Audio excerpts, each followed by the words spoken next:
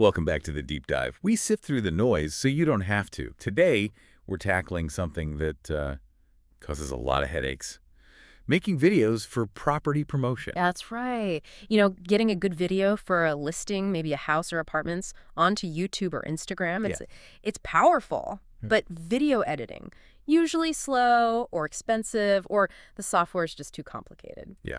So our mission today, really simple. We've distilled a step-by-step process. You take your static photos, your property pictures, and turn them into a pretty polished video with music, and fast. And we really mean fast.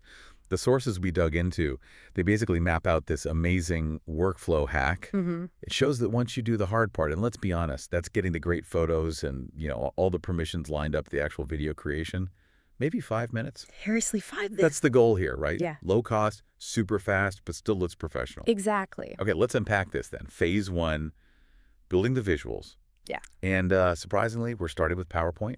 Yeah, which most people probably already have if they use Microsoft Office. Right. It feels a bit, I don't know, old school for video. Well, that's the clever part. Most people think presentations, right? Yeah. But we're basically hijacking it to sequence images really, really quickly. Ah, okay. So instead of painstakingly adding pictures slide by slide. Forget that. You open a new presentation, go to Insert, and look for Photo Album, the new photo album. That's the key. It bypasses all the usual title slide stuff. I see. So it's like a shortcut for image importing. Exactly. You just grab all those pictures, the kitchen, garden, whatever. The sources even suggest using like Control+A or Command+A on Mac to select them all at once. Makes sense. Quick selection. Then you hit Create, and bam, instant storyboard. Every photo is its own slide, automatically. Wow, okay. That is fast. But there's probably a catch, like a default slide or something. Just one minor thing, yeah. PowerPoint usually throws in a default title slide at the beginning. Right, the presentation title one. That's the one. You just delete that straight away. So the video starts immediately with your first property picture. Keeps it clean. Good tip. Keep it focused right from the start. Okay, so slide's ready. Now we make it a video. Yep. Straight to conversion. You go to File, then Export. Okay. And look for Create a Video. But hang on, this is where you need to pay attention. The settings are really important here. The crucial nuggets. What do we need to know? Pacing. This is like the most critical setting for engagement. The sources were super clear on this. Set the time each slide stays on screen to either 3 or 4 seconds. 3 or 4 seconds. Why so specific? Not 5. It sounds short, maybe, but think about how fast people scroll now. TikTok, Instagram Reels, attention spans are short. Sure. 5 seconds on one photo, say, of a bedroom. It starts to feel slow. 3 or 4 seconds keeps that momentum, keeps the eyes moving. It feels modern, not like a sluggish old slideshow. Okay, got it. Keep the pace brisk. Oh. What else? Video size?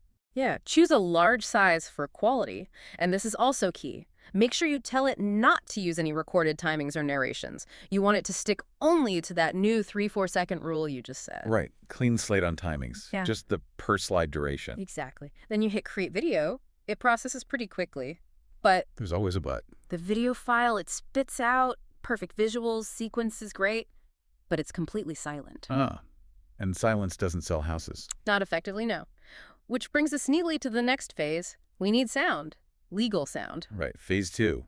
How do we add that audio layer quickly and without breaking the bank or getting copyright strikes? This is where our sources point to another tool, OpenShot. OpenShot. Okay, I've heard of it. It's free open source video editing software. Yeah. Right? Doesn't that sound complicated, like for pro filmmakers? It can be used for complex stuff, sure. Yeah. But that's not what we're doing here. Think of it more like an audio-visual assembly line for this task. Okay, I like that. Assembly line.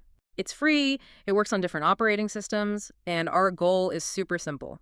Drag in the video, drag in some music, sync them up, export. That's it. So you don't need an expensive subscription just for this one function. Exactly. So your PowerPoint video is done exporting the example source mentioned. Theirs was about, 90 seconds long? Yeah, minute and a half. You OpenShot, click the little green plus icon to import files. Find that silent video you just made and just drag it onto the timeline down below. Easy. Okay, video is in. Now the sound challenge. As you said, it needs to be legal, especially for commercial use like a property listing. Where do we get that? Great question. And this is where the source gave a really practical recommendation. Specific service. Which was? SnapMuse. SnapMuse, yeah. It was highlighted as a place to get uncopyrighted music that's specifically licensed for commercial videos like this. Okay, and the cost.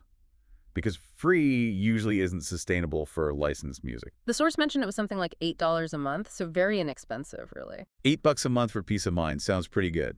No YouTube flags, no takedowns. Exactly. That's the strategic value.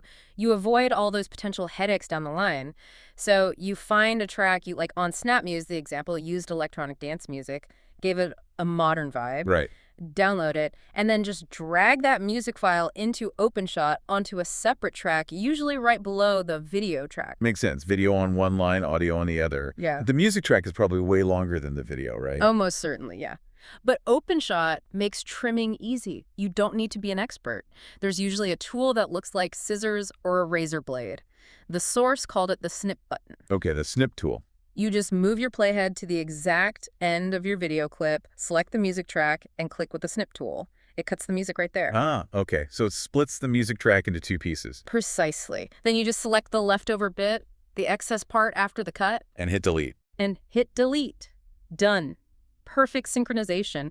Your visuals, your legal music, all lined up, and the actual editing time, still under that 5-minute mark. That's pretty amazing. Mm. Visuals in PowerPoint, audio sync in OpenShot, done.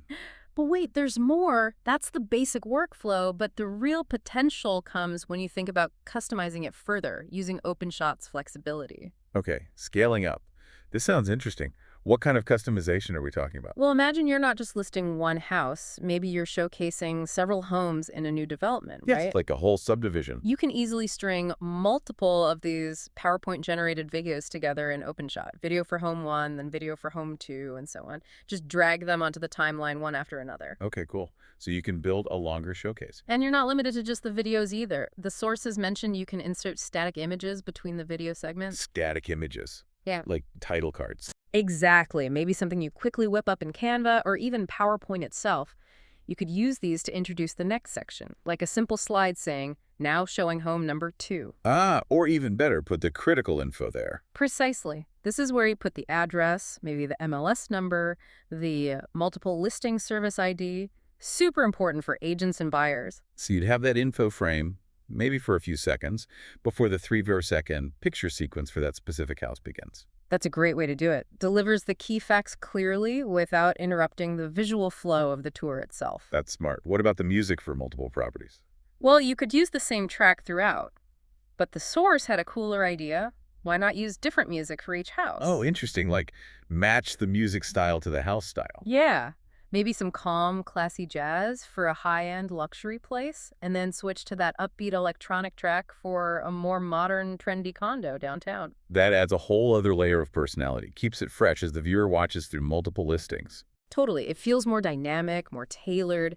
And again, you're doing all this layering and track switching within OpenShot using those basic drag, drop, and snip tools. So this combination of free or very low-cost tools gives you a surprisingly powerful and customizable setup. Multi-listing videos, custom soundtracks, info cards, all put together super fast. And once you're happy with how it all looks and sounds on the timeline, the final step is just as quick.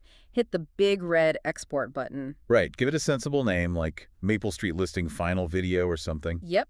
Choose where you want to save it, like your downloads folder. Hit export. OpenShot renders it out pretty quickly into a standard MP4 file. Ready for YouTube, social media, wherever. Ready to go. So what does this all mean when you boil it all down? It means you can stop waiting around for complex video editing, basically. Yeah, the waiting game is over. It optimizes the whole workflow. We're talking PowerPoint, which you likely have, the free OpenShot, and a cheap legal music source like SnapMuse. No need for fancy software or hiring expensive video editors for this specific task. And the whole technical part, the actual assembly took, what, 5 minutes in the example? Roughly, yeah. The cost is minimal, the speed is maximal, and the complexity, it shifted entirely. Shifted away from the editing software. And placed squarely on the front-end work, getting the permissions sorted, and most importantly, getting truly good photos to begin with. Right. Garbage in, garbage out still applies. If the source photos are bad, the video will be bad, no matter how slick the editing process is. Absolutely. Those pictures are everything. Okay, so key takeaways for everyone listening. Use PowerPoint's photo album for speed. Lock in that 3-4-second slide. timing non-negotiable for engagement. Uh-huh. Then use OpenShot and a service like SnapMuse to add legal dynamic sound quickly and easily. Yep. Customize with info slides or different music if you need to. That's the essence of it. Simple, fast, effective. And that leads us to the final thought, the provocative question for you to ponder. Right. So, if the editing is now down to just 5 minutes, and the sources clearly state that getting the pictures and permissions is now the longest part of this whole thing. Yeah. Think about this. Where's the biggest opportunity for improvement now? What's the single best investment you could make in that front-end process?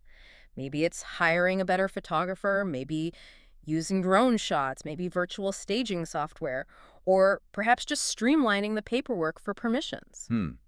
What shaves the most time off that initial asset gathering phase? Exactly. What could turn this whole thing from, say, a half-hour job, including photo prep, into a 15-minute job total? Now that the editing bottleneck is gone, where's the next bottleneck to optimize? Something to definitely think about. Yeah. Focus on optimize those inputs, the photos and permissions. Apply what you've learned today. Remember that 3-4 second rule. Give it a try. And we hope you'll join us again for the next deep dive.